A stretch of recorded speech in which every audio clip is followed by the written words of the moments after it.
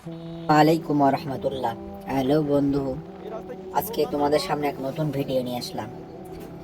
রাতটা অনেক গভীর, দেখতে পাচ্ছেন বনগাঁর কোলাক টাওয়ারটি।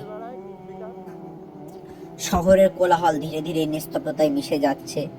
দিনের আলোয় যে রাস্তায় মানুষে মানুষে ভরে থাকে, সেই রাস্তা এখন অদ্ভুত রকম ফাঁকা। চারিপাশে শুধু লাইট, গাড়ি, শব্দ, দূরে কোথাও চলন্ত গাড়ি হালকা শব্দ। আজ রাতে আমরা ঠিক করলাম এই ফাঁকা রাস্তায় একটু ঘুরে দেখব। কোনো তাড়া নেই, কোনো নির্দিষ্ট গন্তব্য না, শুধু রাত, রাস্তা আর নিজেদের সাথে একটু সময়।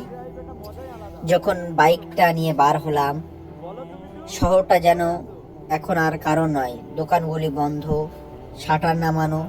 দিনের বেলা যে চায়ের দোকানে ভিড় লেগে থাকে, সেখানে এখন শুধু একটা নিভে যাওয়া বাল্ব আর কয়েক খালি বেঞ্চ। বাতাসে হালকা ঠান্ডা, মাঝে মাঝে পাতার মর্মর শব্দ। এই নিস্তব্ধতার মধ্যে এমন একটা আলাদা শান্তি আছে। দিনের বেলায় আমরা এত ব্যস্ত থাকি যে নিজেরা কোথাও সময় পাই না, কিন্তু রাতে এই ফাঁকা রাস্তায় নিজের চিন্তায় একসাথে সকল বন্ধুদেরকে নিয়ে ঘুরতে যাওয়ার মজাটাই আলাদা। রাস্তার ধারে একটা কুকুর চুপচাপ বসে আছে, আমাদের দিকে একবার তাকালো, তারপর আবার চোখ বন্ধ করে শুয়ে পড়লো। মনে হলো রাতটা শুধু মানুষের না, এই শহরের সব প্রাণীর। হাঁটতে হাঁটতে হঠাৎ মনে পড়ে গেল সেই পুরনো দিনকালের কথা। স্কুল শেষ করে বন্ধুদের সাথে এইভাবে হাঁটতাম। তখন দুশ্চিন্তা কম ছিল, স্বপ্ন বেশি। এই রাস্তায় আলোই যেন সেই স্মৃতিগুলো আবার ফিরে নিয়ে আসে।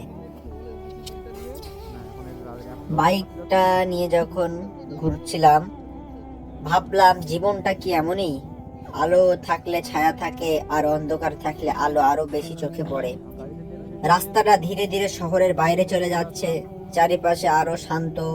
দূরে কোথাও একটা ট্রাক চলে গেল, তার শব্দ মিলে গেল রাতের নীরবতায়। মনে হলো এই মুহূর্ত যদি এখনো থেমে যেত। এই রাতে কোনো প্রশ্ন নেই, কোনো উত্তরও নেই, শুধু চলা আছে। রাস্তার যেমন সামনে এগিয়ে যাই, জীবনও তেমনই। কোথাও গিয়ে থামবো জানি না, কিন্তু চলাটাই আসল। কিছুক্ষণ পর বুঝলাম অনেকটা পথ চলে এসেছি। শরীর ক্লান্ত, কিন্তু মনটা অদ্ভুতভাবে হালকা। রাতের এই বাইক জার্নিটা যেন নিজের সাথে নিজের একটা চুপচাপ কথোপকথন।